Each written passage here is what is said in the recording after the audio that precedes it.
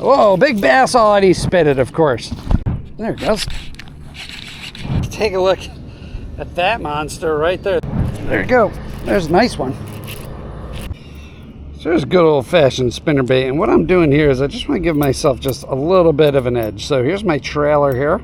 Okay, there's a Yamamoto swim bait right here, and I'm just going to add a little bit of this fish scent to this. Okay, and what this does is it just gives that little bit extra something to trigger a bite. It is super hot out here. It's an overcast day, which is good. The wind should be picking up here. Thunderstorms should be rolling in, so I kind of want to take advantage of before the storm hits and before that barometer really starts to drop. But so I spread that all in there, and that gives me just a little bit of a scent advantage. By the way, this stuff does stink. It's supposed to smell like fish, and it does. This is Menhaden. It doesn't really care what kind of fish smell it is, just so it smells like a fish. If it smells like a fish, swims like a fish, looks like a fish, well, bass might think it's a fish. There's a lot of shad out there. So I got a swim bait on there. It's going to mimic a shad a little bit here. It is so hot. I doubt those fish are going to be super shallow. And you can tell that rod right there. I actually get comments on this sometimes like, are you using a broken fishing rod? It's like, no, those are acid wrapped guides. And really what that is for balance of the reel and power when you are reeling in big fish. I use this rod for offshore fishing, for striper fishing, but you know me, I like versatile gear. So for me, there you go, there's a backlash right there. You know, I'm probably going to keep this in the video just to show you that everybody gets backlashes. Not a big deal. Okay, and just go after the first loop. And when you get that first loop out, then you get it out. So there you go, there's your second loop. Just pull those loops out and the line will come right through. So yeah, backlashes are no big deal. You can just deal them just like that. There you go. My lure is now sitting on the bottom. That's okay, I'll just retrieve the lure when I start again. Make sure you get all the loops out, get the line up in the water, not in the brush. There you go. So now I got all those loops out. Perfect. That's it. That took all of a couple of minutes. Now you don't want to do that all the time, of course, but expect that to happen every once in a while when you are fishing with a bait caster. Happens to the best of us. There we go. And I got a fish laying on the bottom. See, there's that scent that's so important there. How about that? There you go. So there's the first fish of the day. Whoa, big bass. Oh, and he spit it, of course. Oh, man. That was a big bass, but he spit the lure right there. That'd have been nice to show you guys. But there you go. So now there's your first hint of the day. That's a paddle tail right there, laying on the bottom. I picked up a fish with that scent. So I'm going to cast back out there, and we're going to fish as slow as we could go. And he came right in the middle of the lake, just like I thought. So these fish are probably pushing around some shad here. That would have been nice to show you guys, but there you go. There's another one. So there you go. There you go. So I got to tighten this drag up a little bit. So there you go. So a little bit of scent. Another nice fish. Definitely not the same fish. Let's see if he stays hooked up here. He's trying to get off. Come here, buddy. Oh, beauty. Oh, man, look at that. That is a beauty. Now, so many people out there, look at that corner of the mouth. Beautiful fish. Again, so just put a little bit of scent on there. I'm going dark because it's super dark conditions.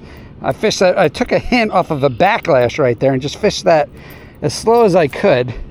And there, as a result, is a beautiful, beautiful summer bass. Look at the size of that guy. That's out of a pond. That is a nice, chunky fish. And again, I could see shad flipping out there. And so that's where I'm targeting, is those shad. And those fish are eating those fish. Barometer's dropping, weather's coming in. Perfect time to fish. Sometimes it's all about timing. That's a beaut right there. Second fish like that in 3 casts. So I'll take them. Okay, and so you'll hear on my channel all the time just to pay attention to your environment, pay attention to your surroundings, just pay attention to what nature is telling you so that you can adapt your tactics to what the fish are doing that day. And in this example here, I cast out and I have a backlash. So what happened here was when the lure hit the water, that fish either followed that spinnerbait down, attracted by both the bait, the paddle tail, and the scent, and then when I reeled it back up, it had just sucked it in and it was just laying on that lure. These are super inactive, non-aggressive fish, right? That water temperature is 95 degrees. So that fish was probably just laying on it, or what could have happened was it had an interest in the bait, also from that scent where it was hanging around, and then when I started to move the bait just off the bottom, like you can see here while I'm reeling in, that fish then attacked it and just sucked it in. Again, very subtle bite, but obviously I'm reeling in, I feel the fish, I set the hook, and I start to reel him in. And that's kind of the hint here, right? So now I know that scent was very effective. That might be that little edge I need to trigger some of these bites from some of these bigger fish. And of course, now I'm gonna fish super, super slow, just slow rolling a spinnerbait right across the bottom. And that is gonna trigger me a ton of bites here of some really big fish. All right, and just like I said, what I'm gonna do here is I'm gonna rescent this bait right here. Let me get this out of the way. Okay, I'm just gonna add a little bit of scent. I'm gonna put some scent into that hole that was made by the hook on the last fish. Get some scent wedged up in there. Just gonna rub it all around, and here you go. Now, another thing I always talk about, those big Colorado blades right there is just so awesome because it forces you to slow down. These fish are in about 1,000,000-degree weather right here, okay, and they want it slow, which was evident from that fish that hit when I was getting rid of a backlash. That hit while it was just laying there. I just picked up on the scent.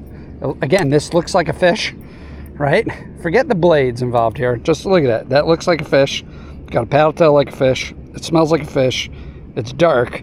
It's dark out. The water is dark. That's perfect for a big bass, and that's exactly how we got those bites. So here we go again. I'm going to cast. Now these fish are off bottom, and I don't want to finesse fish right here with a worm or whatever. And the reason why is because the weather is coming in and the fish are going to move around a little bit. And I would like search baits. I want search baits because I actually want to fish for the more aggressive fish. And since those shad are flipping out in the middle of the lake there, and I am targeting fish that are looking for shad, okay, I don't want a lure that's going to just drag along the bottom. That's not going to be the most efficient way that I could fish today. And so that's why I'm kind of doing this method right here. Now I'm still fishing slow,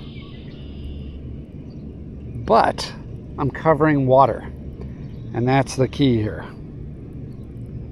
And I'm targeting those areas right there where I could see those flipping shad. Ah, yeah, spank fishing. Look at all these trees here and overgrown brush. Sometimes it gets really, really hard to be able to make a cast. All right, we're gonna. Oh, yeah. So that's why it's always good to use smaller rods in these type of situations, so that you can get under a lot of this brush and get some casts out there. There he is. Yeah. See, just like I said, slow rolling that spinnerbait there. Good fish again. Not as big as the last two, but I'd take them all. There we go. Good fish. I'll get you back. I'll get you back. There we go. There you go. Good. Another good fish off that scented spinnerbait. So that's 3. Okay. It's all right. I'll get you back. I'll get you back. There we go. So there you go. Nice, beautiful, beautiful pond fish there. Again, these are nice fish for pond fishing. Again, off a spinnerbait in the middle of summer, something that everybody tells you not to do. But spinnerbaits, middle of summer, add some scent. Here we go. Let's throw him back again. He came out in the middle of the lake. Okay, right there in the middle, right where I was casting underneath this tree. So a bunch of bank fishing tips here from Johnny Fish a Lot coming into play. Smaller size rod, so I could actually cast under trees from the bank. super key. Moderate action, these fish are not biting aggressively. If I use fast action or extra fast action, I'm ripping these lures out of these fish's mouths. And then of course, just taking the hints, right, that nature is giving you. So I got shad out in the middle. I could see them flipping. I could still see them flipping. I got weather coming in. I want to time this correctly. That's how I'm catching all these fish. And yeah, using tactics like slow rolling a spinnerbait with some big old Colorado blades is doing the trick here. Here you go. So let's take a look at it again. You don't need a massive 10-inch bait to catch nice fish. I think that's a super misconception. I'm using very light gear here. Okay, I'm using 10-pound line. I'm using 10-pound mono. All right, again, something else that nobody wants to talk about, but mono will help me here kind of give me a little bit of stretch when I catch these fish, so I'm not ripping hooks out of their mouth. They're very inactive fish, and the water is so cloudy. Honestly, the only thing I'm avoiding is large diameter lines. Okay, so you'll hear things like, oh, you need 50-pound braid to lift a fish up out of a stump. That's absolute nonsense. The braid is just not abrasion resistance, and if you're going to use that kind of braid, you're kind of eliminating the advantage, which is the line diameter. So this mono has got a really low line diameter because it's light. And yeah, so that's what we're doing. All right. So I just added that scent. I'm going to move on and fish a little bit down. And all right, so here's another little trick that you could do right here. So you could tell this bait, like I just showed you, is all sorts of tore up. I mean, look at that. It is just ripped apart. These bass have just been destroying it. So what you could do to save on bait, and again, these Yamamoto Seiko swimming tails or paddle tails here are not inexpensive at all. Like, fishing has just become very expensive, so saving money where you can is going to be super important. Now what I've been doing is I've been soaking this bait in this menhaden juice, which I'm going to keep doing because I really think that is helping the bite today. But what you could do is, when you do get a tear in that bait, like I just showed you here, what you could do is, again, this plastic is a little bit resistant to scent just because of the way it's made. See how stretchy it is? Just by the nature of how it's made to be stretchy, it does not absorb scent very well. So what I'm going to do is I'm going to take my menhaden juice here. Doesn't matter what you use, anything. And I'm going to wedge it inside of that little rip right there, because if you just rub it on the outside of the bait, it has a tough time getting in there unless you're dealing with gulp. That's what makes gulp bait so awesome, is that the bait actually does absorb the scent. But for a lot of these other soft plastics, this lure here, the Seikos are pretty good with that, but things like Z-Man and the Elastec baits, they're just not very good at absorbing scent. So what you could do is, I got that rip in there, which is why I hooked this upside down, right? This is an upside down hooked paddle tail currently, but I could use this to hold that bait scent in there, that menhaden scent in there, and that's a little trick both to save you money. That paddle tail's still going to swim even though it's upside down, but it could save you money and make sure that that bait's not going to waste, since I've added so much scent to it already.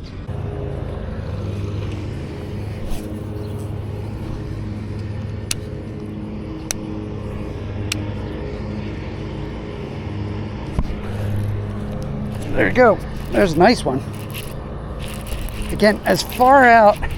Oh wow, that is a really nice fish. Holy cow, I don't know how I'm gonna get him up here. Oh my gosh. That's oh gosh. Oh my gosh, that's a big fish. Oh man, look at the size of him. I have no idea how I'm gonna get him up. Let's see if I can't break my rod here. Nope, that didn't work. Good old flip. Oh my gosh. Fish-a-lots. That's the fish. Ugh. That is the shad eating fish. Whew, what a big fish that one is. All right, let's, yeah, there's that spinnerbait right in his mouth. There you go, bank fishing right there. You get that really good. There we go. Oh, what an absolute beast of a fish this guy is. Absolute beast. And all right, take a look at that monster right there. That is a big old bass. There you go, right on that spinnerbait. Whew. Whoop. There he goes. What a great fish. What's worth pointing out here is if you do have a bunch of overgrown areas like this, fish them. Especially from the bank, because most people are going to avoid them. And those fish that hang on the areas like this are not going to get all that much fishing pressure. So there's great, another little tip there. So now take a look. So there's a big tree laydown right there, and a huge mistake that a lot of people are going to make is they're going to want to fish that just because they see it as a laydown. And the problem with that area is that it's super shallow, and those fish are going to be really uncomfortable in there because it's just so hot. So the fish that we've all caught have been in deeper water. But you know, big mistake is people are going to see that, they're going to really spend a lot of time on that, fish it, try to pick it apart, and that's just a huge dead zone because the water is going to be so warm and hot, and it's not going to meet the fish's comfort zone. All right, so I'm going to make just a little bit of a pivot here. So what the fish have told us is that the paddle tail, the soft plastic, is very successful, and that they are responding to scent. At least we can't rule out that they're not responding to scent. And of course we had a spinnerbait, which was lighter, right? I think it was only 1/4 ounce. And those fish all were hitting in the middle of the water column or down at the bottom, but they were deeper water fish.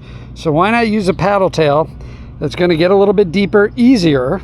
It's going to be the same profile as those shad that we're fishing for. And I'm going to use something dark in color, just like we were with the spinnerbait. So this is going to be just a Tsunami storm bait here. What are these called? Storm is a different company. These are the Tsunami Pro. These are just pre-rigged swim baits. Okay, super awesome, very reliable baits, but it's got a little bit of weight to it right here. And it's going to be 4 inches, so that is about right, 4 to 5 inches for a lot of these bigger bass.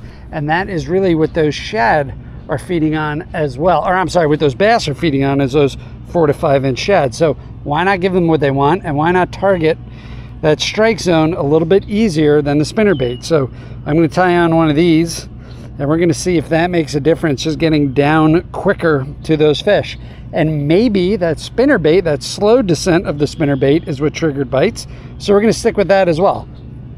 So we just have to see. We have to see what these fishes are. And this is how you hone in on the preferences of a fish, right? So I'm already taking what they're telling me here, all right? And now I'm just trying to fine tune it a little bit, right? So another trick here, what I'm going to do is I have gulp. Again, I did say I was tempted to use gulp here. The Menhaden smell was definitely doing the trick, so I'm going to experiment again. I have my gulp juice. I have my storm bait. This is not the same as gulp, but as I tie on something else, and I'm going to do another experiment, I'm just going to let this soak in there. Okay, just like that. I'm going to let it soak into the gulp juice. All right, and I'm going to see if this gulp scent is also going to make a difference. Fish love gulp, largemouth bass love gulp. Everything eats gulp and loves gulp. So I'm going to let that soak in there.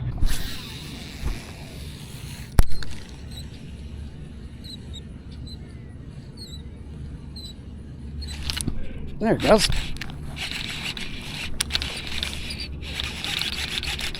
There you go. Don't jump. Never wanted the big bass to jump because they always throw the hooks. But there you go. So another good fish here. Oh man, he's got me in the wreck there. Oh, he's all up in the weeds.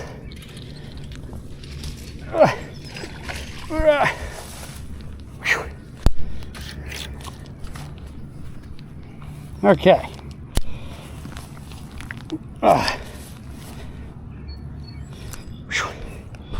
There you go, good fish. Right off that swim bait, targeting those shad. Perfect. There you go. So my theory was correct. You get the bait down a little bit easier, and that's where those fish were looking to feed. Barely hooked again. See how that hook just came out just barely hooked? If I was using extra fast action stuff right there, that fish is gone. I'd rip that right out of his mouth. So moderate action. Right, absolutely way to go. It's medium power. Another beauty of a bass right here. We're taking a super hot, miserable day and just having a ton of fun with these bass. Whew, another beauty. I flip him over all this stuff. Again, oh, there he goes.